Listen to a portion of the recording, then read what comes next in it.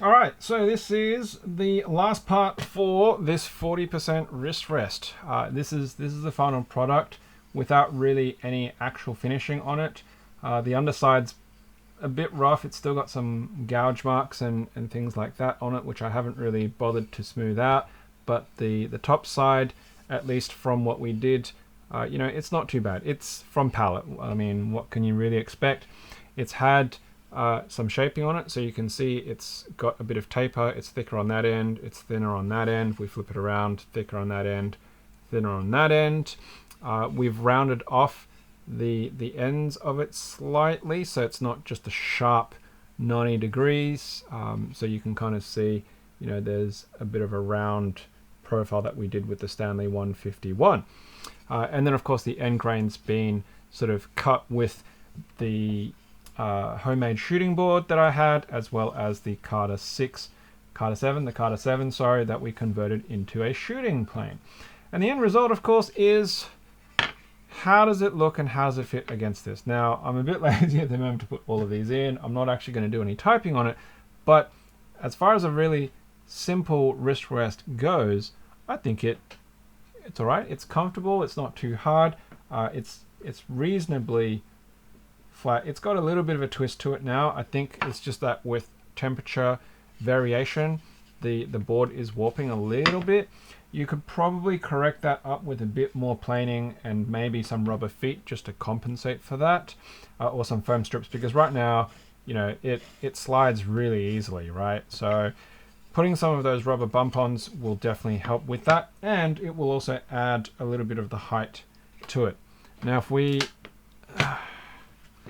carefully just line this up, you'll sort of see that it is a little bit on the shorter side to the front edge of the keyboard, but once you add a bump onto it, like an 8mm bump on maybe, it will get to almost the same height as this 40%. So it's practically perfect. Actually, I know that this was a good height. It should be about 7mm, I think, from memory.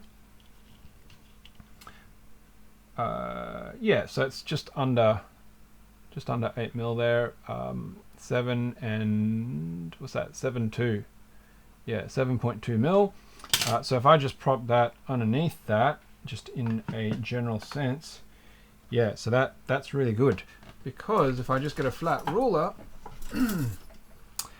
and I put that there, you can see it does contact that, but it's so slight that, yeah, it's probably only about another ruler thickness. Actually, I can just use this. What am I doing? So the top of that is, what's that? 1.1mm short. So with an 8mm bump on, I'm pretty much bang on with the top of that. So yeah, I think we've been able to come and achieve this pretty well. Obviously, I had to work with a lot of tools to actually get this to where it's at. But now that I've got the practice and I've got the experience and the skills, and my tools are cleaned up and working, and there's a workflow to it, I'm in a position where I can make custom wrist rests. They might not be the most fantastic wrist rests out there, but I can make them certainly any length, any width, any height, whether it's out of pallet wood or if I get some nice timber, from the local big box store, from Hammer Barn. I think they usually have some Tassie oak. It could be from Meranti or Merbu is its other name. I've got some Australian red cedar sitting around as well that I've picked up, or just straight up any other random timber, right? So it's a really great handy set of skills to have in terms of just building up knowledge and experience of working with tools, and you can do some cool stuff like this. So that wraps up the wrist rest journey. Where do I go from here and keyboards and woodworking? Well, I think the next thing that I kind of want to do is maybe a keyboard stand.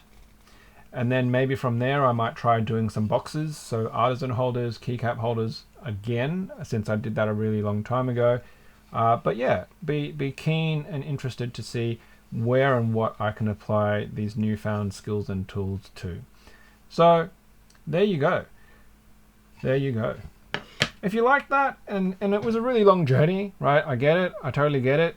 But if you enjoy the fact that I'm expanding out and growing my skills, then let me know. Hit that like button below. Leave me a comment. If you hate it and you're telling me that I should rebrand my channel and the content that I make, let me know, right?